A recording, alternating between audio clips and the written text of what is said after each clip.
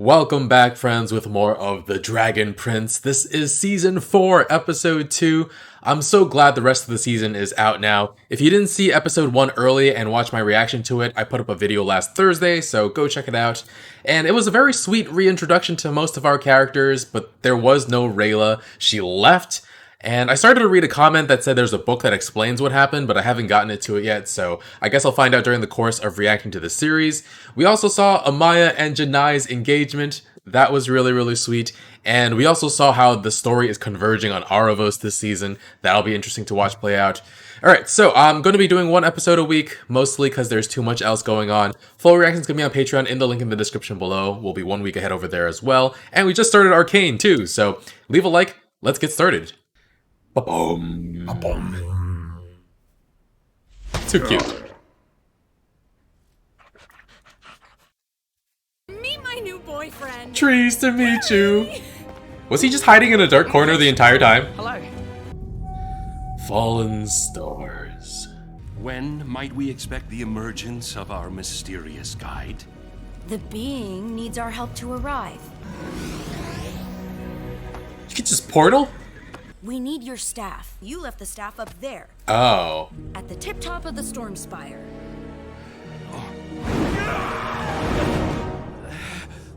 He's got some trauma there. It's here. Yay. It's great. Can I please? So crazy. When it arrived this morning, it blew my mind. Zadian bird. Ooh. When it arrived, I literally... Let's just say these aren't the same trousers I wore to work this morning. Thanks for that. Book, please. Here. Wow, someone's in a good mood. Oh, I love books! Aww. He's right. Books are great. King Ezrin, is it really about changing the world, or is it just an excuse to get Zim to come visit? It's both. Can't it be both? It's been 4 months since I've seen him. 4 I months. just miss him so much. I want to squeeze his zappy little cheek. Aw. Bzz, bzz, bzz. Oh. This is not a choice, Zim. Your mother insisted Oh my that God! before your journey to Catullus, you must consume the proper vegetables. Ugh. Come on. How about we try it this way? Flying into your mouth. Oh. You shot it down.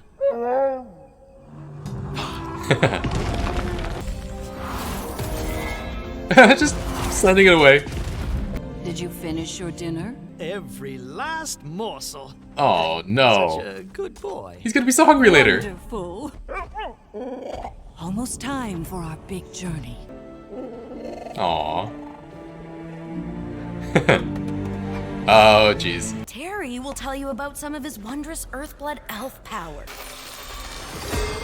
Whoa.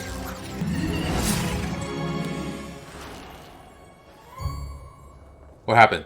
Uh-huh. Nothing happened. Yet. Amazing, baby. Baby. We call it a high 4.5. 4.5. 5 and he brings 4. Isn't that hilarious? Kinda, yeah. Oh, I know. Tell my dad what it smells like when you pass gas. No, what? I What? do not need to know. A demonstration would be nice. Petrichor, Dad. Petrichor. It's the smell of fresh rain hitting dry stones. It smells so good when he farts. Okay then. You'll be the world's most formidable couple.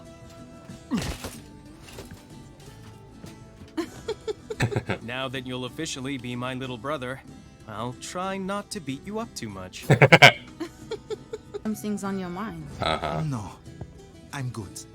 Tell me, I'm not above tickling the truth out of you if I have to. What is this about? Yeah. Not here. Oh boy. It seems like it's higher than it was before. Did they even do the breath spell? Maybe now's a good time for a breathing spell, huh? There we go. Who likes breathing? This elf. 3 poofed up puffer bats coming right up. This elf is okay. Terry's okay with the dark magic.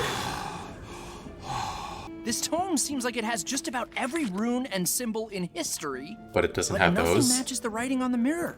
Blank, blank, blank, blankety, blankety, blank. It needs to be This is revealed. not a tome of translation. It's barely a pamphlet of pathetic. Is this what Vertigo feels Something's like? Not right. Claudia, are you sure you did the breathing spell correctly? Dad, I did it right. You know I'm perfectionish. Perfectionist? You mean a perfectionist? Ish. No, ish. But Dad, the spell is working. You're fine. Oh my god, oh my god, oh my god. Just a little panic attack. There's no shame in that.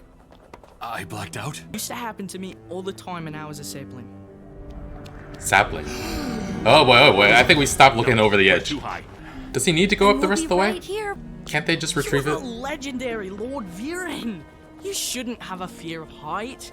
Height should Shouldn't. fear you. Terry, I died falling off this mountain. But only the one time. Just once. And half the book is blank. Oi, it's obviously magical. Whoa, exact same. Oh, aw, Bates. Wait, why are you trying to give me ink? It magically translates it on the other side. Is that what you're saying? Oh. Oh, whoa. I guess it wouldn't be the first time I accidentally on purpose ruined a super rare magical artifact. Oh boy, what is this conversation? I love Amaya. She is strong and funny, and she makes you happy. It's the symbolism, sister.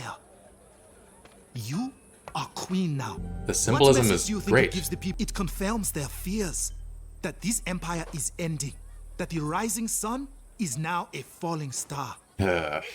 What is this nonsense? Yeah. Look around you. How people live in this camp. In makeshift tents. The marriage will tell the people that it is not temporary. Humans cannot become a permanent. We are done with this conversation. Jeez.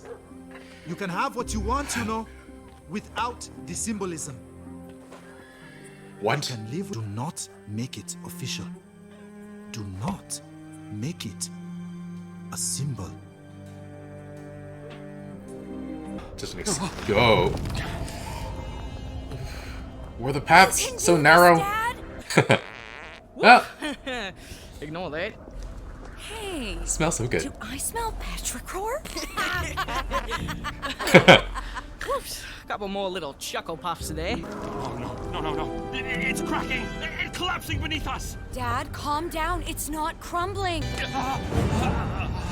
Oh, shit. No!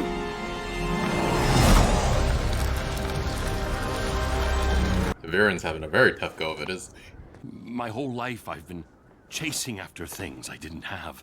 Now that I'm here and I may have only 30 days left, do I really want to spend all those days chasing? Maybe I should stop and appreciate what I do have, living each day to the fullest, laughing and enjoying every moment with my daughter, the most special person I have ever known. Aw. I've spent my whole life striving to become someone different. Maybe it's time to accept that I am who I am. I will be at peace, and it will just be my time. Hey! What? You are not letting go, Dad. Not as long as you've got me by your side. And they've left. That's a sign. We don't even have to sneak in now. We'll be able to get your staff back without any trouble. It's not what You he don't wants. have to keep climbing, Dad. Terry and I will retrieve the staff. Why did he have to come up in the first place? I'm going to take care of you, Dad. Oh, Janai. Of course, we're not moving too fast. I love you, and I'm ready to marry you. You mean humans and elves? Oh. I don't know. Only one way to find out, I suppose. Uh-oh.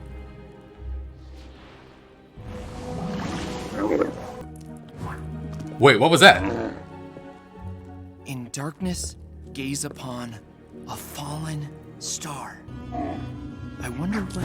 Oh, what is this little thing? Oh, wait. Thief! Oh. Wait. Oh my god. Rayla. Hey. Oh, she came back. What? What is this? Up her nose? With a tentacle? I've seen that porn before. I'm just kidding. Veggies. Yeah, she has a new patch that apparently works out. The colorful flowers, they bloomed early. She's back. Rayla's finally back. I missed her so much. I know it's only episode 2, but I'm just happy she's here. And this is not how I expected to see Rayla for the first time this season. I thought maybe we'd get a look at her out there on her own, and we'd get a reunion sometime down the line by the end of the season, or even in season 5, but here she is, she's back, and given how she left, how long she's been away, what will her interactions with Callum be like going forward, and with everybody else as well? Hopefully she understands how much she hurt Callum and offers a good apology. That won't take away the hurt she caused, and Callum might even have anxiety that she'll leave again, but it would be a start to have a nice apology, right? And she's got a little friend along with her that apparently lifts weights in the post-credits. It's very cute.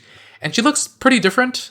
Thinking back, everyone pretty much wore the same outfits and had the same style for 3 seasons in a row, so it's nice to see everybody in some new threads and with some new style. I'm also very curious to hear about what she's been up to the last 2 years. I'm sure we'll touch on that soon.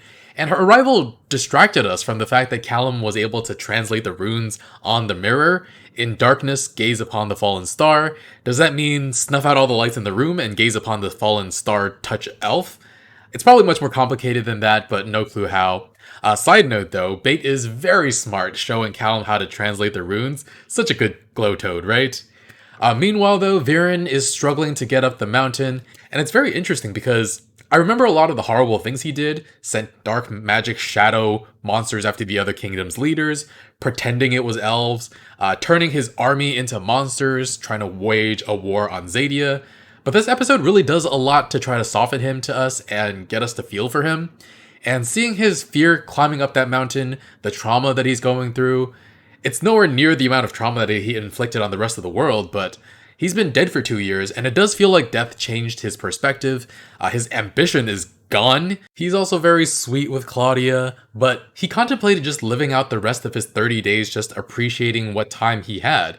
And maybe this was due in part to just wanting to end it all because he was so annoyed by Terry, but his lack of desire for power feels like it'll be tested once Aravos is back. Maybe Aravos won't need him for anything once he's returned, we'll just make his life permanent and move on with conquering everything.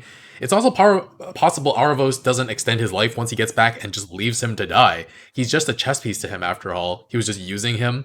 But if Aravos offers Viren even a shred of power, I'm very curious how Viren will respond. Will he take it and try to change the world again? Push back against the elves? Try to take over Katalis? He's still very insulated from the happenings around the world. He doesn't know how things have changed. So I'm very curious to see what his interactions would be with the other characters in our story. Would he be apologetic to Soren, Ezran, Callum, and the elves? Would he set the elves free from those coins? And I can't tell if the show is setting him up to be one of the endgame villains, or possibly a grayer character, a future ally even possibly. And I mean, they did it once with Soren when he tried to kill Ezran, but wound up being his crown guard. So yeah, now I don't know what they'll do with Viren and with Claudia. Interesting though that Terry has no aversion to dark magic. Was he not socialized along with other elves? Because we saw how mad Rayla was at Callum last season when he used dark magic to save her. Or was that season 2? I'm not sure. But even as Callum was suffering a ton and couldn't hear her, she kept chastising him for it. And yet Terry is fine with Claudia doing dark magic. That's interesting. He is very cute though, and apparently his farts smell good. I kind of want to smell his farts. God, that makes me sound like a pervert. No one take that clip out of context. He does some magic though and makes those flowers bloom faster, so we see them in the credits. That was nice. And we got to see Zim this episode, just 2 years older, and he's so much bigger.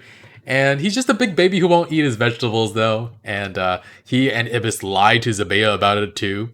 One thing is, though, that Zubeus speaks the common tongue. Does that mean at some point that Zim will too? That'll be interesting to see him converse with Ezran. At what age will it happen? I'm not sure. And then there's the story of Janai and Amaya. They're one of 3 elven-human couples that we know about, and they're definitely the most prominent, with Janai being queen and all.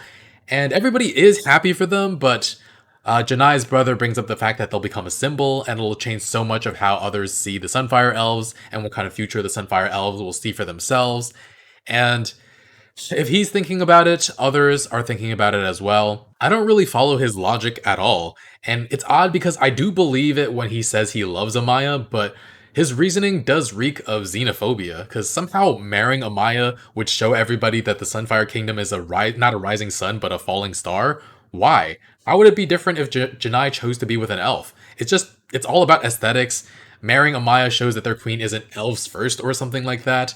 And I actually would argue that marrying Amaya, the aunt of the king of Katalis, is actually a great move for the future of the Sunfire Kingdom, now that humans and elves have more diplomatic relations. Not that that has anything to do with why Janai likes Amaya, but just practically and politically, the world is changing, and this partnerships will bring so many positives to their people. And I've also actually forgotten why they were driven from their kingdom, because I remember Viren and Aravos killed the previous queen. Did they leave something behind that continues to keep the Sunfire Elves out of their home even 2 years later? They probably did show us something about that last season, and I just forgot. But her brother continues to say that humans cannot be allowed to take up permanent residence in their kingdom. So yeah, xenophobia seems about right. And does he think that their sticking around would somehow negatively impact their reclaiming of their kingdom? How? And I mean, all of this negativity does affect Janai and Amaya. Amaya asked, are we moving too fast? Not for the two of them, but for elves and humans. And it's frustrating because in a land where we haven't come up against any homophobia, they still have to experience judgment and bigotry. Janai's own brother telling her to keep this relationship on the down low. It's sad and frustrating. And I guess it would have been too much to ask that they just get to be happy this season, but I don't know, it's frustrating. But alright, loving the fact that we're back, love the quirky humor, and I'm so invested in our characters and their storylines. Really wish I could just binge it all at once, but gotta edit all these episodes, so it'll be a while. Thanks for sticking around till the end of the video though, you're all awesome. Full reactions on Patreon in the link in the description below. Leave a like, really helps with the channel, and I'll see you guys soon with more. Bye friends.